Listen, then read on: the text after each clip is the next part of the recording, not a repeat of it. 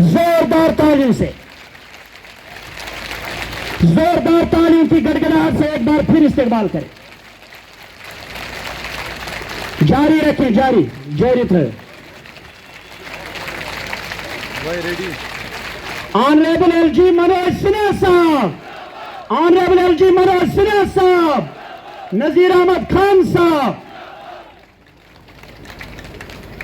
तमाम लोग खड़े ही रहे। राष्ट्रगान पेश किया जाएगा। कौमी तराने के एजाज में हम सब खड़ा होके तन मन धन उसका सम्मान करेंगे इंशाअल्लाह। प्ले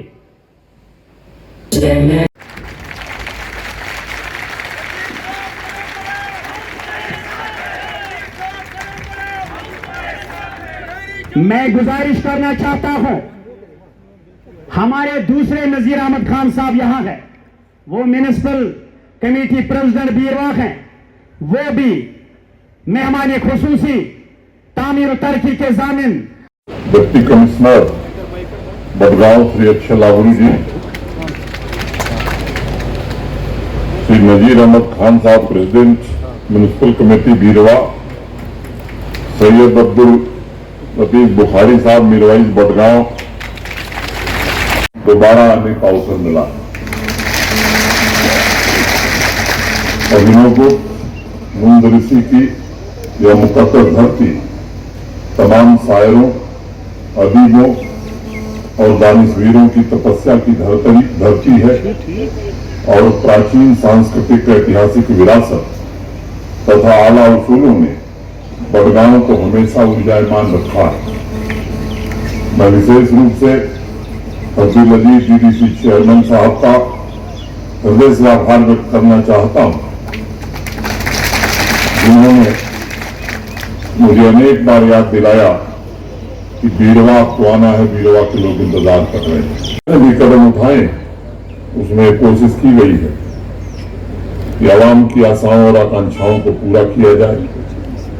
आपके परिवार के जो सपने हैं उन्हें कैसे साकार किया जा सके। पिछले इन वर्षों में मैं और मेरे प्रशासन के मेरे सहयोगियों ने शांति समृद्धि के लिए पूरी ताकत से काम किया है, जूझते रहे हैं। हर एक चुनौती को हमने आम जनता, किसानों, व्यापारियों, महिलाओं और युवाओं के लिए अवसरों में बदलने की कोशिश की है। पिछले कुछ वर्षों में पूरे सामर्थ्य और समर्पण भाव से काम करके पहले की तुलना में 10 गुना ज्यादा प्रोजेक्ट पूरे किए जा रहे हैं। आज मैं संतोष से यह कह सकता हूं, पिछले 3.5 वर्षों में भी जम्मू कश्मीर में जन सामान्य की आशाओं और आकांक्षाओं को पूरा करने के लिए जो काम किए गए हैं, इंफ्रास्ट्रक्चर को जिस प्रकार बढ़ाया गया है, अनेक परिवर्तन लाकर आम आदमी कैसे संपन्न हो, इसकी कोशिश की जा रही है। मुझसे बेहतर आप जानते हैं, जम्मू कश्मीर की तारीख में मुझे नहीं लगता है पिछले 3-3.5 वर्षों में कभी इस तरह के काम हुए होंगे। तरक्की की बातें तो हम सुनते आए थे या लोगों से मिलते हैं तो सुनते हैं, लेकिन ये सच्चाई उतनी ही कड़वी है कि तरक्की कुछ चंद परिवारों तक, कुछ खास लोगों तक जुड़ी हुई थी। आम नागरिक के लिए तरक्की दूर की बात, अपनी निजी आवश्यकताओं के लिए भी उसे संघर्ष करना पड़ता था, दर-दर की ठोकरें खानी पड़ती थी। बड़े साहब कहा करते थे, जब इंतजार कठिन है तो जब तलब का दिल किसी के वादाए फरदा की गुफ्तगू ही सही, और यही हुआ भी।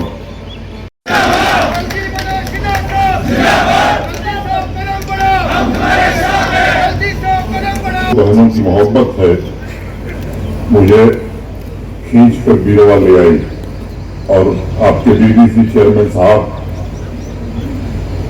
का स्नेह है और ये हकीकत है अभी चेयरमैन साहब बोल रहे थे, आपने उनको सुना है, मैंने भी ध्यानपूर्वक सुना है। तारीखें बदली, जमाने बदले, सदियां बदली, लेकिन इतिहास में बीरवा ने कभी भी मोहब्बत की समा को बुझने नहीं दिया। आपके जोश, जज्बे और मोहब्बत को मैं चंद शब्दों में बयां करने की कोशिश करूंगा। आंसू को कभी ओस का कतरा न समझना, आंसू को कभी ओस का कतरा न समझना, ऐसा तुम्हें चाहत का समंदर न मिलेगा। ये सोच लो अब आखिरी साया है मोहब्बत, ये सोच लो अब आखिरी साया है मोहब्बत, इस दर से उठोगे तो कोई डर न मिलेगा, कोई डर न मिलेगा। इसका कंपेनियन लॉन्च किया था और मैं आपको बताना चाहता हूं कि औसतन हर प्रोजेक्ट के पूरा होने से 7-8 हजार लोगों के जिंदगी को प्रभावित करने में हमें सफलता मिली। मैं मानता हूं कि रोड हो, ब्रिज हो, हेल्थ केयर सेंटर हो, स्कूल हो, वाटर सप्लाई स्कीम हो, ड्रेनेज सिस्टम हो, ऐसे अनेक प्रोजेक्ट पूरे के पूरे आवाम के पुरुषार्थ को प्रभावित करते हैं और लोगों के अंदर जो जिजीविशा, जो जुनून होता, उसे सही रास्ता भी मिलता। साथियों, मैं एक बात और कहना चाहता हूं।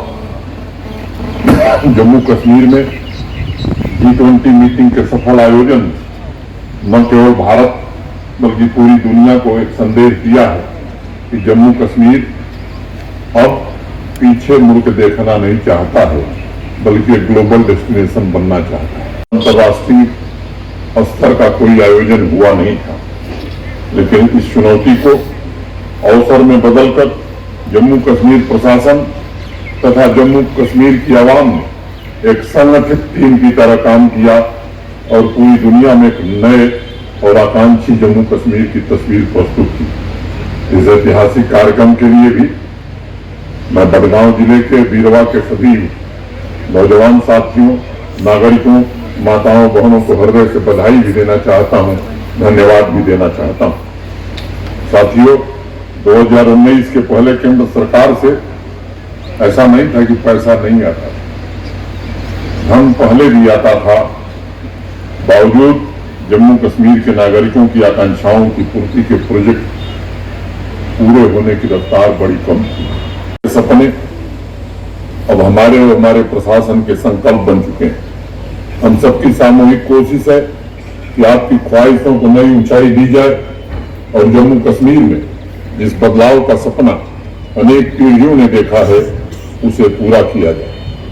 साथियों, एक चिंता यहां हमेशा थी कि युवाओं और महिलाओं को अपने पैरों पर खड़ा होने का सहारा नहीं मिलता था। नौजवानों को सिर्फ एक रास्ता दिखाया गया था कि तुम सरकारी नौकरी कर लो, बाकी तुम्हारी प्रतिभा, तुम्हारे सपने सब तुम्हारी जिम्मेदारी। और नौकरी में भी पूरी प्रक्रिया ऐसी बना दी गई थी, जो लोग रसूखदार थे सिर्फ नौकरी उन्हीं को मिलती थी। गरीब परिवार के तेजस्वी विद्यार्थी, मेधावी विद्यार्थी, मेरिटोरियस स्टूडेंट्स सिर्फ इंतजार करते थे। अब इस व्यवस्था को पूरी तरह बदल दिया गया है और मैं आपसे कहना चाहता हूं, पिछले लगभग 3 वर्षों में 30,000 सरकारी नौकरियां जो मिली, किसी ऐसे व्यक्ति को नहीं मिली है जिसमें प्रतिभा की कमी है। रसूख के सहारे या बैकडोर के सहारे एक भी नौजवान को नौकरी नहीं मिली है। कानून पूरी तरह से उनके विरुद्ध कठोरतम कार्रवाई करेगा।